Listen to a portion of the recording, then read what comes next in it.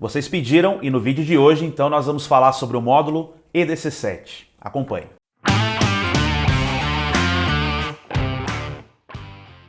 Fala galera que está aqui no canal Por Dentro da Eletrônica, meu nome é Luciano Vaz e bem-vindo a mais um vídeo, onde o vídeo de hoje nós vamos falar algo bem interessante que é exatamente o mesmo tema que nós falamos no vídeo passado sobre toda a estratégia de funcionamento de um módulo, porém hoje nós vamos usar essa central aqui como base, como exemplo, o EDC7. Então vocês deixaram lá nos comentários, vocês me apoiaram, deixaram o like também, e mostraram que gostaram desse tipo de conteúdo. Então o vídeo de hoje vai trazer uma parte 2 ou um episódio 2, mas agora totalmente focado no módulo EDC7. Então te convido a novamente me dar o seu apoio deixando o seu like aqui agora mesmo no vídeo. Isso ajuda muito aqui o nosso canal a ter relevância no YouTube. Também deixa um comentário e não se esquece de se inscrever aqui no nosso canal. Muito bem, vamos partir logo para o vídeo, Como eu disse para vocês, então, a gente vai falar sobre as principais estratégias, sobre as principais características de funcionamento do módulo EDC7. Para quem não conhece, esse módulo EDC7 ele está aplicado numa vasta quantidade, numa grande quantidade de modelos de montadoras da linha de caminhões, da linha Truck. Então, que eu me lembre aqui agora de cabeça, ele está aplicado no Volkswagen, tanto em motores da série MWM quanto motores Cummins. Então entra aí o Constellation, entra o Worker, entra Delivery. Não, Delivery acho que não. Delivery é uma outra versão. Se bem que se ele tiver motor Cummins, ele acaba usando, tá? Na linha Ford ele também é muito usado, nos motores Cummins e principalmente ali naquela fase por volta de 2007 até 2010, 11, que aí teve uma troca, uma substituição do sistema. Então tudo que for Cummins e ISB acaba utilizando essa plataforma ou essa central. Então, como eu disse para vocês, o objetivo do vídeo de hoje é a gente trazer aqui um e-book. Esse e-book, inclusive, eu vou deixar para vocês fazerem um download, tá? Tá aqui embaixo no primeiro comentário fixo. Só clicar no link, fazer um pequeno cadastro com e-mail e você recebe o e-book no teu e-mail, beleza? É justamente esse que a gente vai usar aqui durante o nosso vídeo, tá bom? Então, sem mais delongas, dá uma olhada aqui no e-book que a gente preparou para falar justamente aqui desse módulo EDC7. Bom, então aqui nós temos o e-book, como vocês podem ver, a capa dele. Nós vamos falar justamente desse tema, estratégias de funcionamento do módulo EDC7. Nós vamos falar um pouquinho sobre a arquitetura, entender alguns detalhes, tá? Eu não vou me delongar muito nesse vídeo, como eu fiz lá com o vídeo da Ducato. Se você ainda não assistiu, lá nos cardzinhos finais vai estar ele para você ver. Mas o que eu quero mostrar aqui são coisas pontuais que vão ajudar você que está entrando nesse segmento, que quer reparar módulo, a entender um pouco da estratégia, da estrutura que existe aí na central. Lembrando vocês que nós temos um curso totalmente focado nesse tipo de módulo, tá? Então se você quer entrar na área, não deixe também de conhecer o nosso treinamento, o treinamento exclusivo para o módulo EDC7. Aqui nós temos então algumas informações gerais, tá? Muito parecido com aquele vídeo que eu fiz há um tempo atrás, só que como esse módulo ele é um módulo EDC7, um Bosch EDC7, ele tem aqui algumas características importantes relacionadas a calibrações. Então, como eu disse, dá para se trabalhar com diversas calibrações nele. A base da central ela praticamente não vai mudar, mas ela pode ser aplicada em N motores, como por exemplo o que eu disse, MWM, ou também motores da linha Cummins. Tem séries desse módulo que saiu na linha Volvo, o Volvo VM, por exemplo. Tem séries desse módulo que também saiu aí em motores, os sistemas da montadora International, Então, assim, é um módulo que eu costumo dizer, é um módulo coringa, tá? Ele praticamente está presente aí numa grande gama de montadoras da linha pesada. Outro ponto importante que eu acho aqui é que ele não tem um sistema com Euro 5, tá? Ele não tem nenhum tipo de sistema específico de pós-tratamento como a AdBlue. Aqui ele não vai usar o sistema de Arla. Ele é um sistema Euro 3, tá? Um pouco mais antigo. Possui sim alguns momentos para injeções, porém o controle que ele faz é muito mais focado no momento exato da injeção e alguns periféricos que ele também controla, como por exemplo válvula reguladora de pressão, a chamada MPROP, freio motor, por exemplo, são algumas das coisas que ele também vai controlar, alguns relés e tudo mais. Bom, vamos começar falando do primeiro elemento, tá? O primeiro componente que é um dos mais importantes, o microcontrolador. Se você lembrar do vídeo lá da Ducato, né, esse processador ele tem praticamente a mesma arquitetura. Ele é um processador da Freescale, né, da Motorola também, com a particularidade de ser um MPC 556 LF8M ZP40, tá? Esse aqui é o part number dele, ou seja, o número que você utiliza para fazer a aquisição ou para fazer a compra, ou até mesmo para consultar o datasheet. Esse processador aqui, ele tem essa característica, como a gente já comentou, né? Onde ele é praticamente um processador com várias interações dentro dele, vários componentes, né, como a própria CPU, um conversor analógico digital, alguns sistemas ali que fazem o controle adequado, né, memória RAM, memória flash. Então tudo isso dentro dessa unidade, dentro desse componente. Então podemos dizer que é um componente muito importante, como qualquer microcontrolador em qualquer placa, em qualquer ECU, beleza? Outro ponto importante aqui é que ele é da família ou da estrutura BGA. Então a gente cai num problema muito grande aqui se você for efetuar, se você é reparador e tiver que efetuar a troca desse tipo de componente, literalmente sem o equipamento adequado fica muito difícil. O pessoal está fazendo uma batida aqui. Esperar um pouquinho. Vai! Então, voltando aqui sobre o processador, nós podemos dizer que é um processador muito usado, tá? Essa linha MPC, ela não vai só nesse módulo Bosch aqui no módulo EDC7, tá? Como eu disse para você, uma variação desse modelo, vai no módulo da Ducato, que foi o vídeo que a gente fez, o vídeo passado, né? E também uma variação dele vai em módulos como, por exemplo, o EDC16. O EDC16 C39, C9, C8... esses módulos eles estão aplicados geralmente ali, por exemplo, a S10, Delivery, Nissan, com motor MWM. Então sim, é um processador muito versátil, um processador que está numa grande gama, né, de montadoras também, mas podemos dizer que basicamente quem mais usa ele é a Bosch, tá? A Bosch acabou aderindo muito a esse processador. Claro que hoje ela está usando uma outra variação, ela já usa nos módulos mais modernos o processador Tri-Core. Mas até meados ali de 2010, 2011, a gente sim ainda tinha esse tipo de processador ou microcontrolador, o MPC 556. Aqui no próximo slide, né, nós temos Aqui nós temos basicamente a estrutura dele, tá? Então ele tem aqui algumas unidades lógicas, ele tem uma unidade de CPU, ele tem aqui algumas unidades de controle de rede CAN, e também, óbvio, né, tem aqui a flash e memória RAM. Por que a flash, né? Porque esse sistema específico, para a gente conseguir fazer uma troca de calibração, para a gente conseguir fazer o que a gente chama aí de troca de arquivo, né? Quando estamos reparando, não há uma memória física, né? Podemos dizer que não há um tipo de componente em que eu faça a remoção e consiga fazer a troca no programador de EPROMs, por exemplo. Eu precisaria de equipamentos que fazem a leitura via boot, que conseguem, né, inserir uma programação ou até mesmo ler utilizando as portas de comunicação. As portas de comunicação que pode ser JTAG, nesse caso aqui, porta de comunicação MPC e assim por diante, tá bom? Por isso que nós dizemos que é um processador que quando nós temos um problema na placa, né, dificilmente a gente consegue ter acesso a ele. Então se eu tenho, por exemplo, uma ausência de alimentação nessa placa aqui, raramente, tá? Então é um caso raro. Talvez eu não consiga, né, sem a alimentação, fazer aqui uma troca de calibração ou até mesmo fazer uma substituição do software.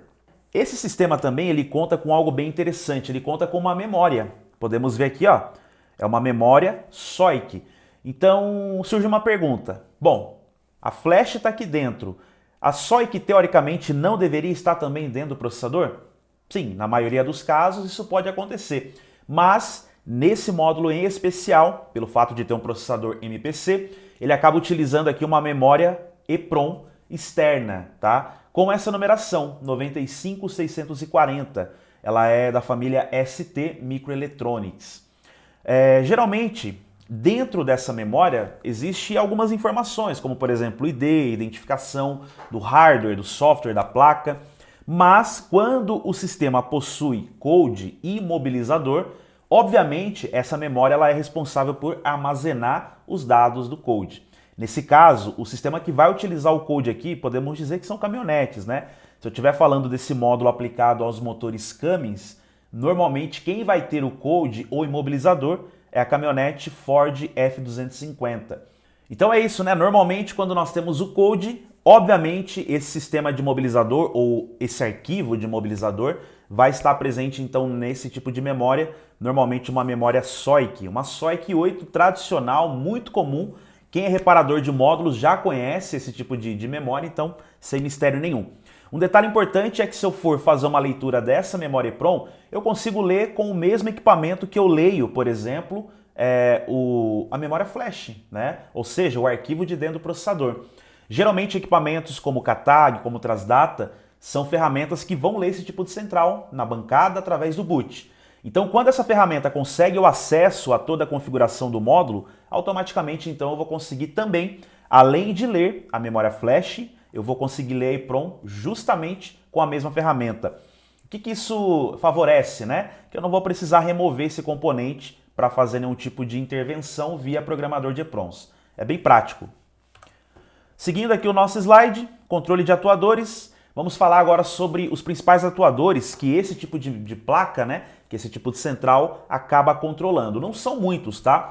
Então a aplicação de atuadores aqui ela é muito pequena. Diferente de outros módulos que a gente conhece, que tudo praticamente é controlado pela central de injeção, como a gente está falando de um motor diesel com poucas, né, interações via atuadores, né, a gente vai falar dos principais e você vai ver que praticamente são 2 ou 3 aqui, principais, tá? É claro que sim, pode ter mais atuadores no sistema, mas aqui a gente vai falar dos injetores, da válvula reguladora de pressão, freio motor e alguns relés, tá bom? Vamos começar primeiro pelo sistema de injetores. Quem faz todo esse controle de injetores na central EDC7? Bom, pessoal, já fiz vários vídeos aqui no meu canal explicando sobre isso, mas vamos relembrar aqui, ó. Geralmente, quando a gente está falando aqui de um sistema de pulsos para injetores da linha diesel, lembre-se que nós temos sempre 2 controles saindo da ICU, 2 controles sendo feitos pela própria central. Um controle positivo, que vai ligar geralmente ali positivamente os injetores, e um controle negativo, que é o que vai ser responsável por chavear para que haja, né, um circuito fechado e com isso haja uma corrente circulando ali pelo injetor. Então nesse contexto aqui vamos começar falando dos injetores ou do controle dos injetores de canal N, ou seja, que fazem um chaveamento negativo. Se nós observarmos então nessa lateral aqui, podemos observar então vários transistores com a especificação BUK 9640. BUK 9640 é o padrão desse transistor aqui. Ele é um FET de nível lógico de canal N e ele basicamente então vai fazer o quê? Ele vai ser responsável por chavear negativamente cada injetor. O que nós podemos encontrar de defeito nesse circuito? Basicamente curto. Então se eu tiver curto entre os terminais, como eu já expliquei, vocês também já conhecem um pouco sobre isso, obviamente eu vou ter aí um problema de bico falhando. Um bico não vai funcionar ou até mesmo 2 ou 3 bicos podem parar de funcionar. Esses componentes, esses transistores, eu costumo dizer que eles são transistores individuais, ou seja, existe 6 deles e 6 vão para os cilindros, um para cada, né, de forma respectiva.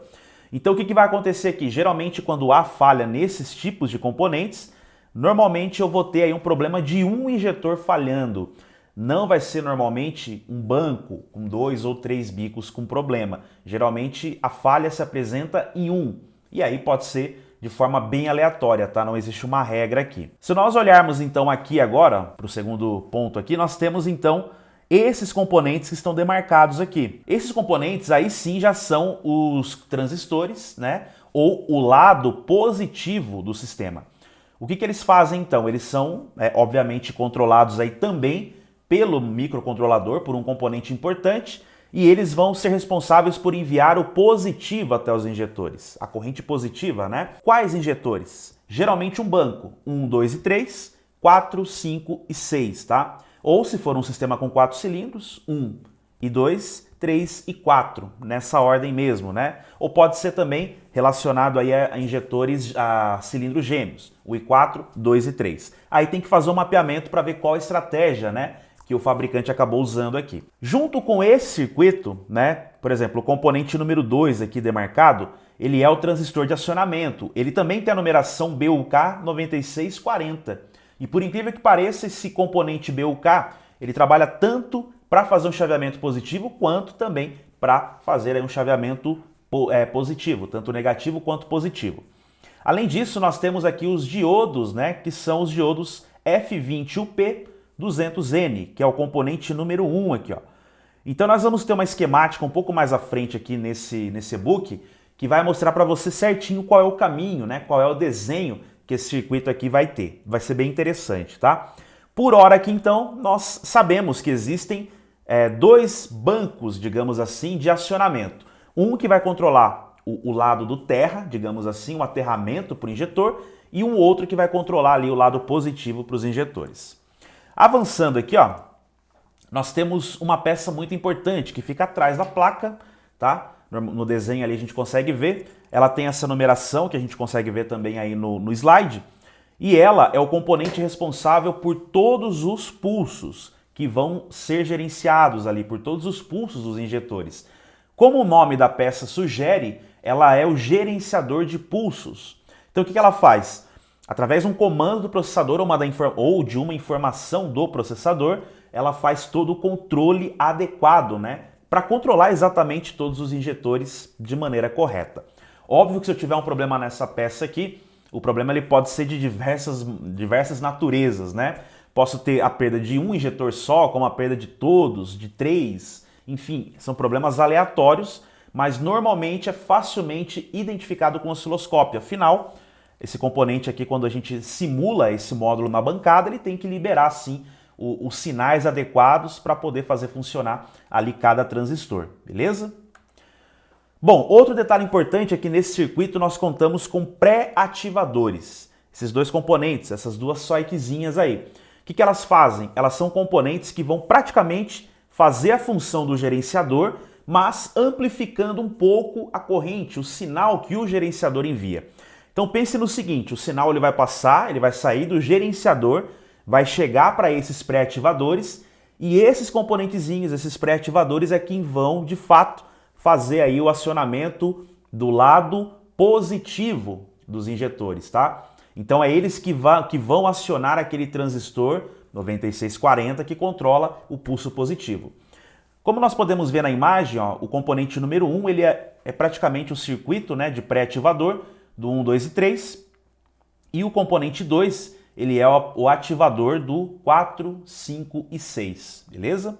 Vamos ver então a esquemática toda daqui a pouco. Bom, seguindo aqui nós temos o banco de capacitores, né, que tem essa função de justamente fornecer a corrente, né, para toda a placa, mas principalmente a corrente adequada para os injetores. Esses injetores eles podem ter pulsos na ordem de 50, 60 até 70 volts.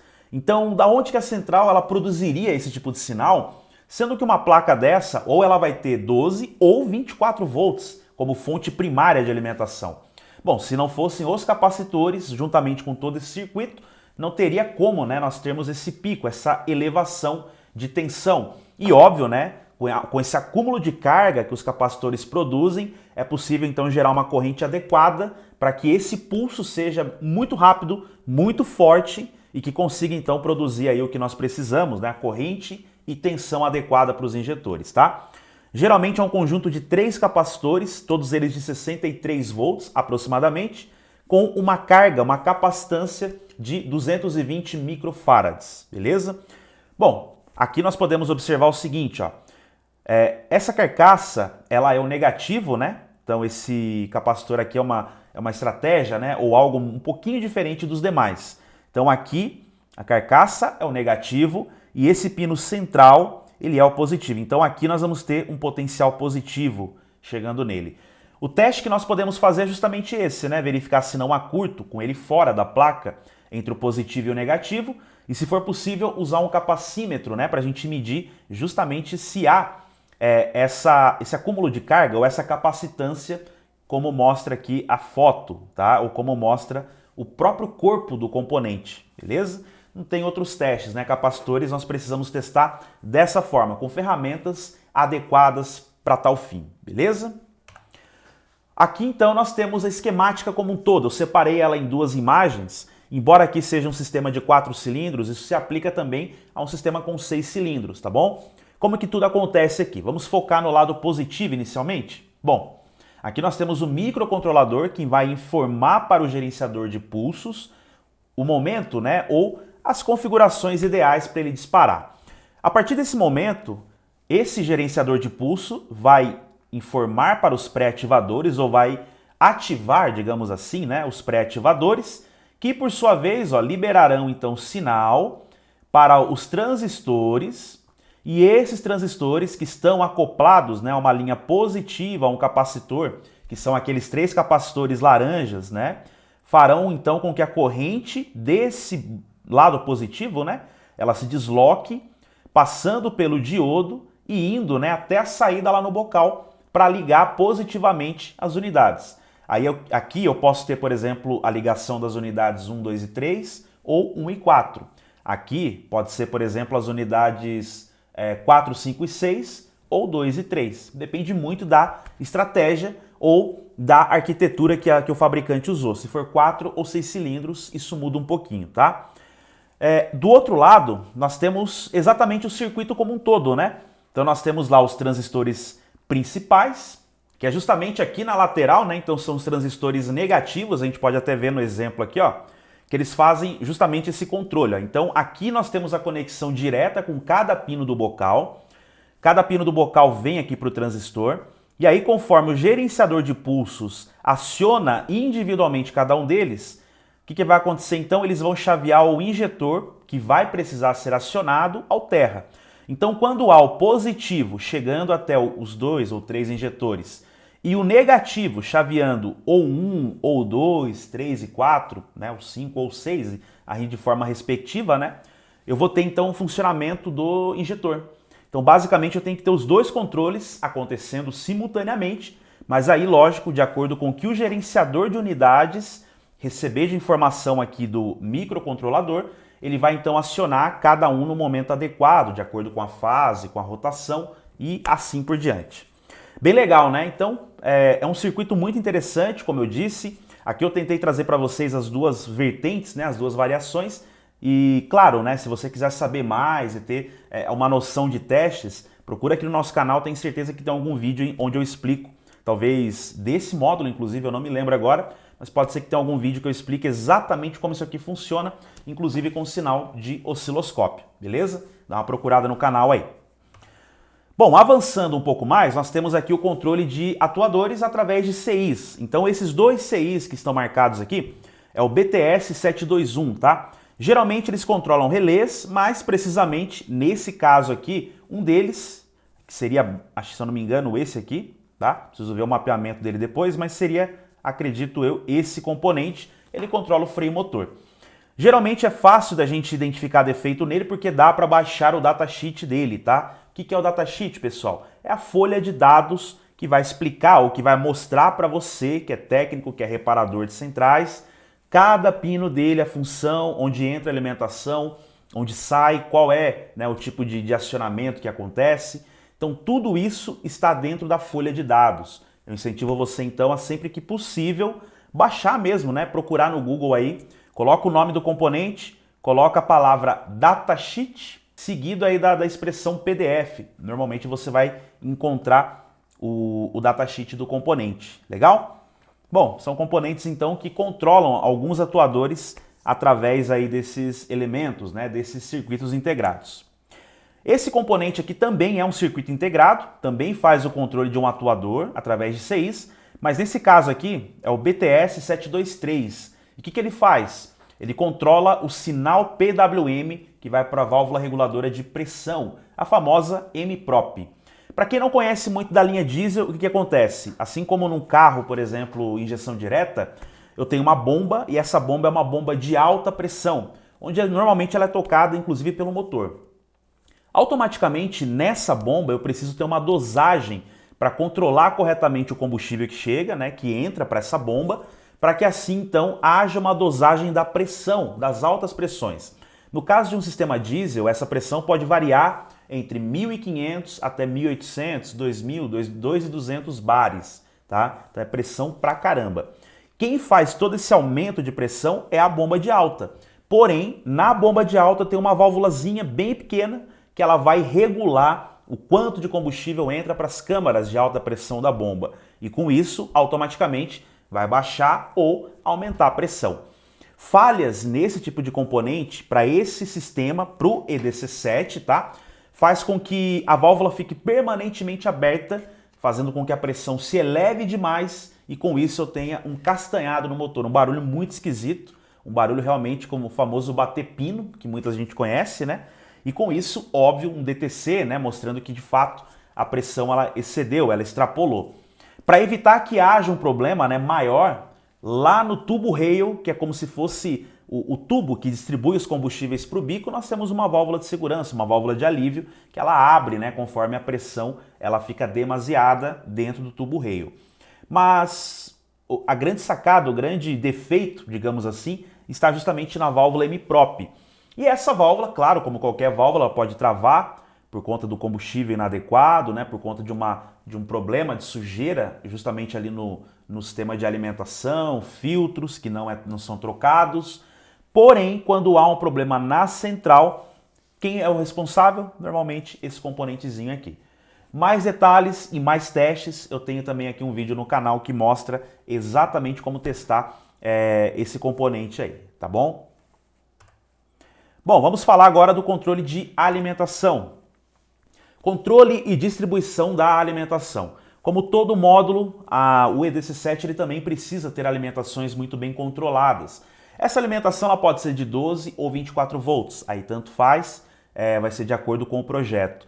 Esse mesmo módulo trabalha muito bem com as duas tensões. Então essa central aqui, ó, se eu quiser ligar ela do jeito que ela está aqui, em 12 volts, legal, ela vai funcionar. Se eu quiser ligar em 24, também a mesma coisa. Podemos dizer que ela é uma central que consegue controlar muito bem a corrente e o nível de tensão que chega até ela. Mas, como toda boa central, ela precisa ter componentes de proteção. E essa não é diferente. Se nós olharmos aqui no slide, né, nós temos aí esse componente gigantesco, né? Esse aqui em destaque, ele é um diodo, tá? Um diodo que está aí na entrada da alimentação, justamente para controlar possíveis inversões de polaridade, tá? E lógico, né? Depois que a tensão ela entra, passa pelo diodo, ela vai ser distribuída e, claro, né? Vai fazer toda a função que ela precisa fazer, tá?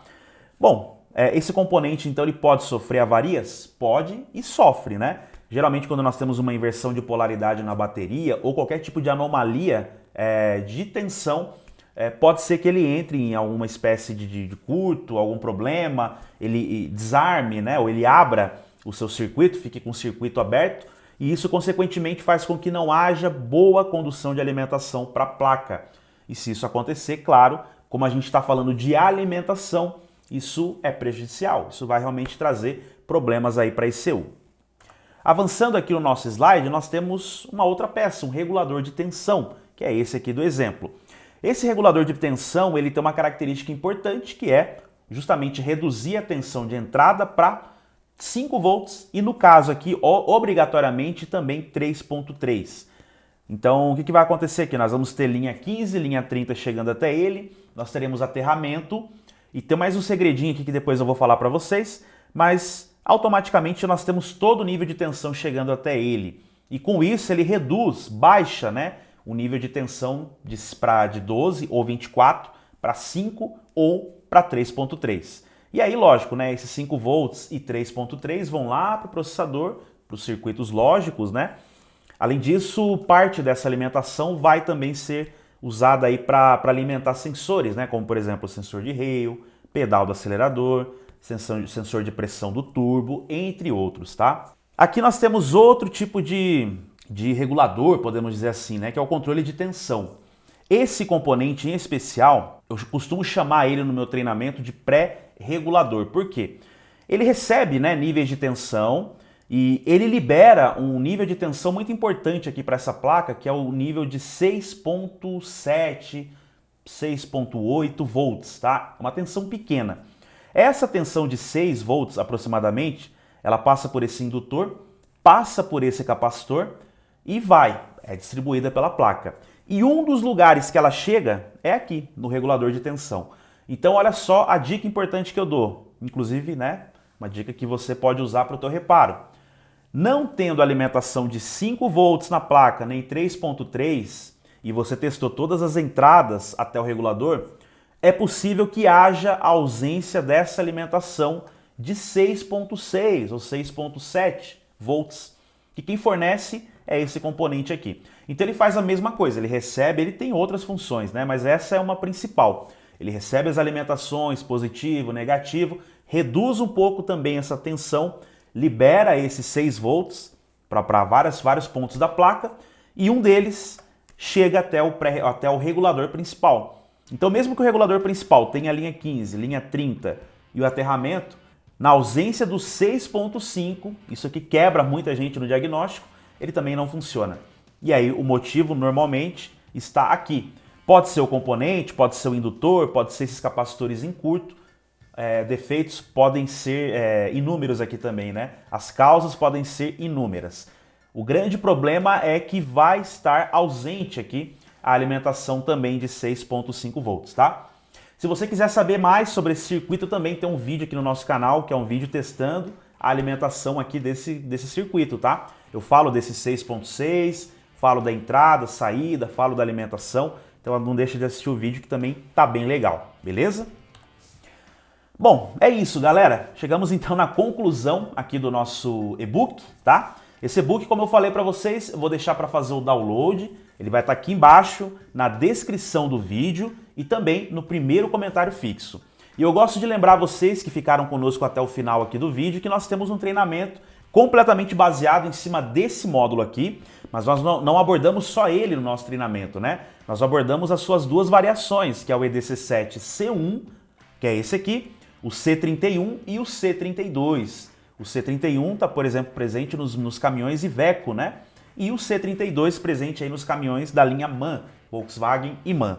Então, se você quer aprender mais, quer saber mais macetes, dicas, quer conhecer mais a fundo essa central para conseguir reparar no teu laboratório, eu te convido então a conhecer o nosso treinamento, tá? Um treinamento muito legal. E você que está querendo fazer esse curso e ficou conosco até o final desse vídeo, usa lá o cupom de desconto EDC7 e aí você vai ter também aí um descontão na hora de fazer o treinamento, fechou? Então conto com vocês para deixar o like nesse vídeo, para se inscrever aqui no nosso canal, isso ajuda muito a gente. Deixa um comentário se você está gostando desse tipo de vídeo, né? Como eu disse, o nosso foco é continuar fazendo, mas claro, desde que vocês deem o seu feedback, se vocês estão gostando ou não.